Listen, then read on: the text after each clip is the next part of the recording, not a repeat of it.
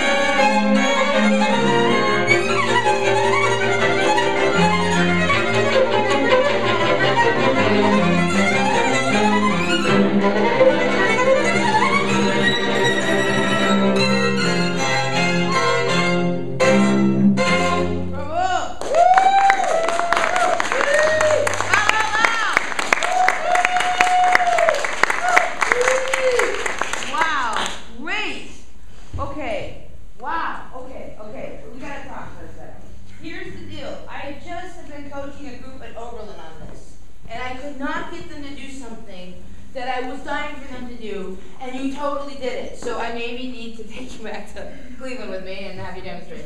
Every time you had the dotted rhythm in that second thing, da, da, da, you vibrated on the 8th note. Thank you! Whoever helped them do that, thank you. Anyway, je t'aime fiercely. In fact, I'll say it if you like. I je t'aime that. I need it. I said, hey, yod it. I ik lieb addicted. I te amoed it. Okay, I got a few more, but I just kocham cię. That's Polish. Yeah. Apparently, I think I was Korean in a former life, so because one of my favorite words is a Korean word. I'm not going to share it right now. But in Korea, I just learned that recently to say I love you is saranghae. Did you know that? No. Okay. Moza did saranghae. But if you say yo at the end, it makes it more respectful. So I love you respectfully is saranghae yo. I thought that was fascinating. So I don't know. I feel like I should give you some serious money. Maybe I'll just give you some gum later. I got really good gum for that vibrating on that 8th note. Although I want to say there's one place where you weren't doing it, but I think you may have been doing that intentionally. We have the pianist with you weren't vibrating all the time there. Was that on purpose though? Because it's so soft? You know what I'm talking about? I'm sorry, I'm jumping around. Yeah. Was that on purpose to do no vibrato there? Was that kind of a color decision? I think maybe we didn't do it as much because it was so hard. Yeah, okay. Oh, so you're doing more of it. Right, okay. That's great. I also feel like you have a similar wonderful tsunami force in what you're doing. Terrific. What you need to have in this piece, Chaloha. But what you also have this is why I'm so excited about that 8th note, is because it is Mendelssohn. It's not like any other Mendelssohn. We'll talk about that in a second. But it still is, every part is like a song without words. Of course, that's the medium he was really famous for composing, right? And you play it like that, but still with this wonderful, fierce tsunami force. It's fantastic.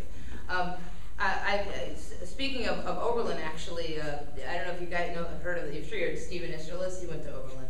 And a friend of mine is very good friends with his. And apparently Stephen Isserlis, there's a meaning to this. You're like, why are you talking about Stephen Isserlis and Oberlin? Whatever. Okay.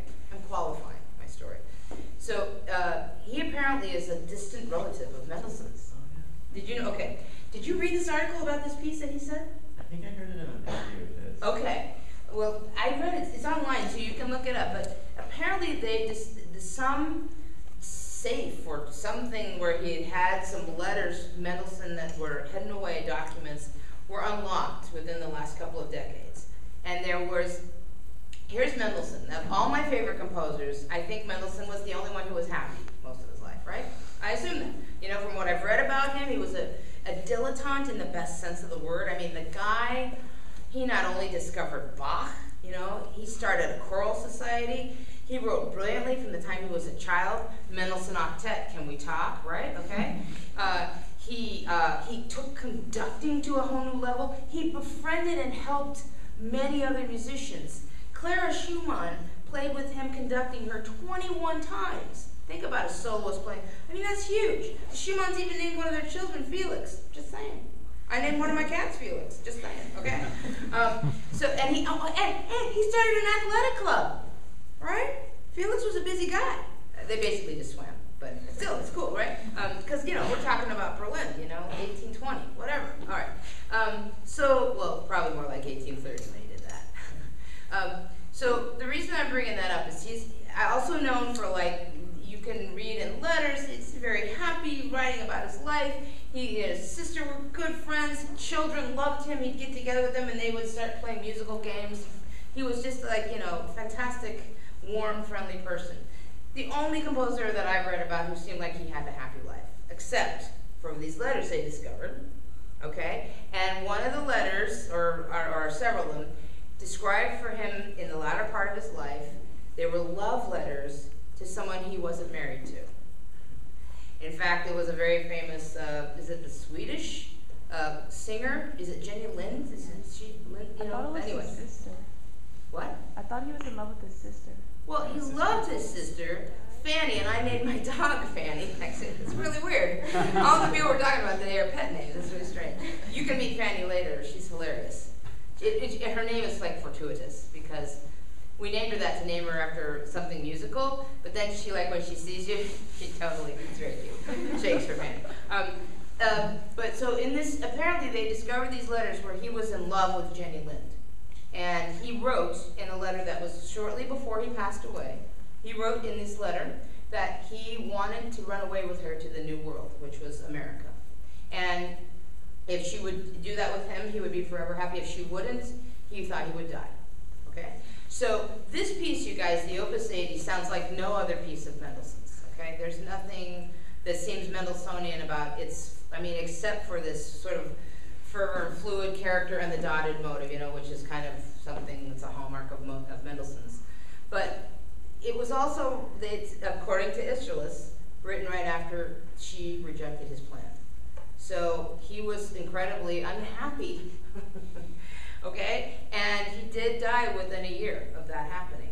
And a lot of people thought that that was attributed to the fact that he was very close to his sister Fanny, and she had passed away, and he died within a year of that as well. So it was a dark time that he ended his life. But this piece is kind of an outpouring, I think, for that. And that's why, to me, it's not like any other Mendelssohn, except that it does have that underlying, you have to sing lyrically like a song without words, which you guys are doing spot on. Congratulations. Because I think, especially for people who haven't played this piece 100 billion times, that's one of the hardest things to get about it. So you guys have a kind of a wonderful wisdom in your quartet. Bravo. The only thing that I wanted to talk to you guys about, if you don't mind me saying, is, oh, that's Felix. He's like, yes, auf Wiedersehen, Gisela. I mean, Tom, okay. That's goodbye, Tom. All right. The only thing I was going to ask you about were crescendi, okay? You guys have that there handout. I won't get it out for a second. Pretty green page. Mm-hmm. Look at that sucker, where it says crescendo. Oh, do you want yours here? Okay. Because you want to look at the font, right? That's the one part I want to. So, oh, I've got my glasses. Oh, they're right there. Okay. So see, crescendo. See that? Crescendo equals anticipation, create anticipation, and suspense. Now, when I say this, I want you to be, I'm going to put this here for now. I want you to be melodramatic about it. So I want you to read it once with me as though you're Antonio Banderas in Zorro. Okay? I don't know if you ever saw the movie. So you have to shake your hand, and you have to be crescendo equals create anticipation and suspense. Can we try it? 1, 2, 3. Crescendo equals create anticipation and suspense. Let's try it again. 1, 2, 3. Crescendo equals create anticipation. Well, shake your hands. Ready? 1, 2, 3. Crescendo equals create anticipation and suspense. Hold on. Okay. All right. All right. And then Captain Zeta, don't do it again. Very vigorous. Very vigorous. Okay. All right. All right. So you know what I'm saying. So when I say that, a lot of times these dudes and chicks who started writing crescendo or cresque. Or, now, and I don't just mean hairpins, because the hairpin things, you guys, are different. They're like breathing. They're like sighing. It's like, or, you know, it's like breathing. Crescendos, though, are almost always marked in the part right at the point where they're about to turn the corner harmonically. And I have to say that I think for those of us that perform music, creating anticipation and suspense with other people, really difficult. So, but I want you to be aware of it. So from now on, in fact, I had a pretty wonderful junior symphony conductor, and he would say, "Oh, it says crescendo there." He said, "You think crescendo means to get louder?" He said, "No, crescendo means play softer." And I was kind of like, "What? What are you talking about? Totally doesn't." You know, I was like, "What are you, cray-cray?" But that's kind of what I mean. So, can I play your cello for a second? Martin is your cello insured? I don't know. I'll be very careful just in case it's not. How's that? I would be anyway. It's cello, right? You know. Okay. So, like, take a look, y'all. At let's pick one that's really hard. I think the one. Well, they're all hard. Well, I'm so sorry. This is really mean of me. Can we pick the one? How about it measures 62, 3, 4, 65? Y'all have Kresk there? 65, no jive, come alive in a beehive. Okay, so here's the deal, you guys. Let's do the bar before. So we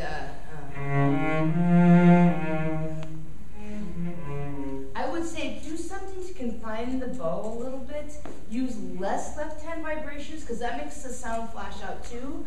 Can we try that one? So right at the point where it's marked crest, I want you guys to sort of feel like you're confining your sound. And when I say confining your sound, that means use less bow, maybe make sure the contact point is slightly fuzzier or low overtone near the fingerboard, and don't use a lot of maniacal vibrato. Can we start before that to try it? Where's a good place? Oh, I like all the stuff you have. Groovy. From 53, is that okay? 53 rhymes with tree and pea, the vegetable, okay?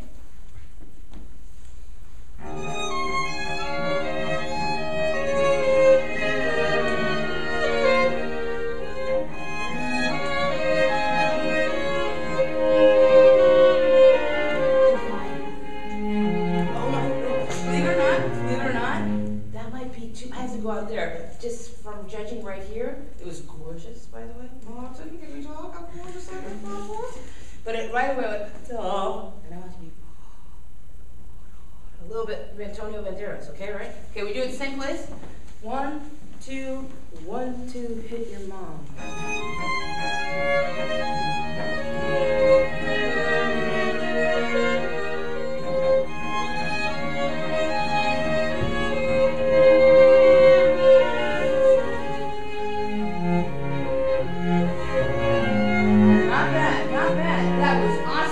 Can we show Mom and a little love? I'm thinking yes.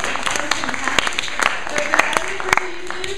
taper into that bar a little bit more. Can you do something with your sound that kind of makes me go into this, like, oh, do that the bar before, okay? One more time. 53, 1, 2, 1, 2, hit your mom.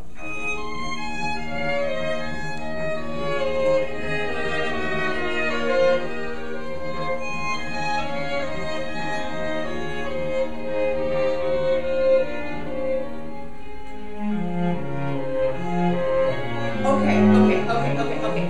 Did any of you stop breathing? I stopped breathing. That was amazing. That was love for that, love for that.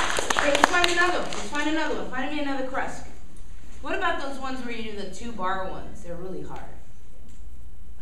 Yeah. Oh my gosh. Oh, that's like crest within crest. So you have to go like. Okay, it's totally weird. Do any of you drive out of any regular stick shifts? Nobody. Nobody? Does anybody in the room drive anything other than an automatic? Thank you. It's kind of like, you're downshifting. You're going back to first gear. But they don't understand. Oh, this is a bad little metaphor I'm giving you, children. Oh, the 1, 2 hit your mom. Sorry about you guys. I used to say 1, 2 hit your neighbor, and then I was coaching people, and they'd actually start like thwacking the person next to them. And most of the stuff that I say, like when I make up lyrics, it's always about my mom. So I just thought it was safe to say 1, 2 hit your mom, and I just imagined my mom going, oh, baby. Okay. Until, of course, there were moms present in a coaching, and they were looking at me like, what? You want my children to hit me? Okay. So I apologize, but that's that mentally 13 and a half for the record thing. Let's try it, that one. Where is that? Cordelia, what do you remember? 69. Is it right on 69? I think Crescendo's on 70. Well, how about a couple bars before that to get into it? What do you think? You guys tell me, you know better than me right now. What's that? 64. 64. That sounds great. It's a good song by the Beatles, you know it? Yeah. Okay. So you guys start that sucker. 64.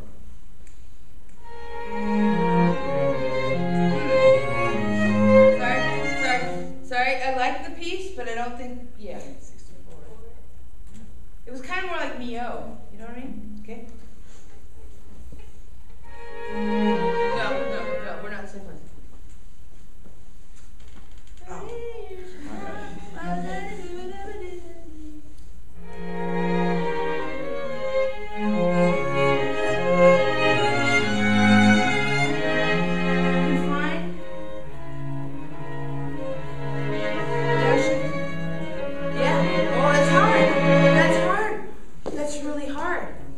Let's do that again. Let's do that again.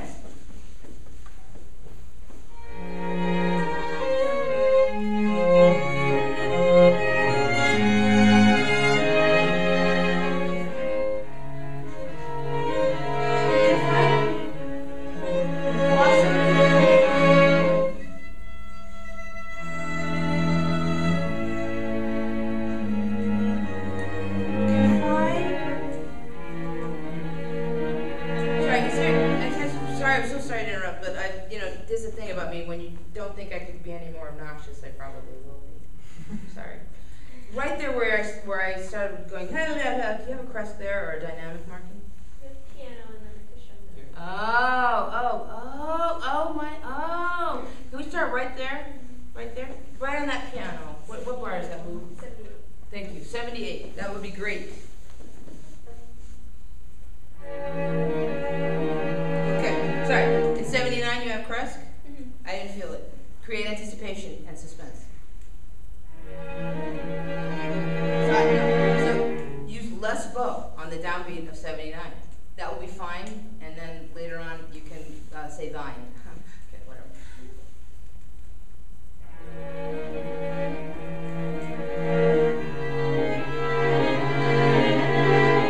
Okay, can we show them a little love for that? Because that takes a lot of discipline. Okay. So it's like every time you see the word crest, I want that to be code for don't do something more. Don't use more bow. Don't use more vibrato. Don't use more weight or pressure. Don't get closer to the bridge. Do everything you can to make the sound kind of go inward or become more confined. Okay? So that's my main thing that I thought would help you guys the most. I also just want to say that when you're done with that sweater, I'd kind of like to have it. So if you're considering like giving it to Goodwill or something, call me first. All right? And bravo on your